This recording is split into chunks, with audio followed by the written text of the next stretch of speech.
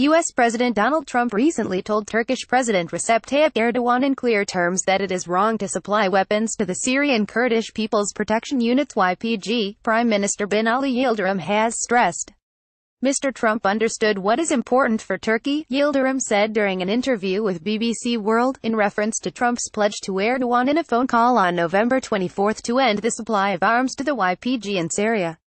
The U.S. said this cooperation with YPG or PYD is not a choice. This is a necessity. Okay, we understand, although we do not accept. It is a temporary relation. Now, it is time to finish because Daesh is already defeated, he added, using another acronym for the Islamic State of Iraq and the Levant ISIL. So, President Trump said it is wrong to provide weapons.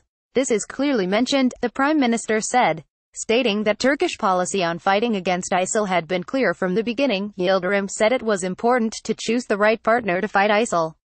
You are not able to fight a terror organization using another terror organization, he added.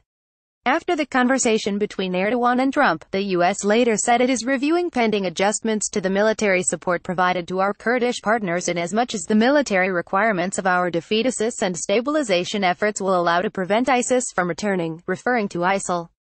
We have always been clear with Turkey that the weapons provided to the Syrian Democratic Forces SDF, to include its Kurdish elements, would be limited, mission-specific and provided incrementally to achieve military objectives, Pentagon spokesman Eric Pan told state-run Anadolu agency.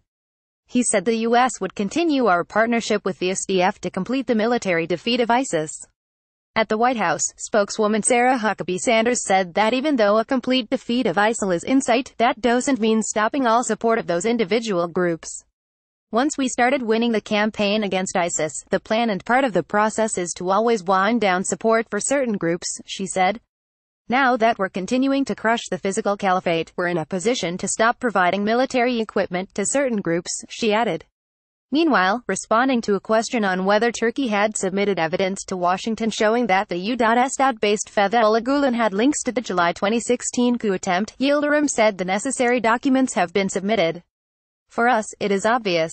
We have no hesitation. We have no doubt about it, he said. Questioned about the government's sweeping crackdown since the coup attempt, Yıldırım emphasized the trauma of the night of the coup attempt.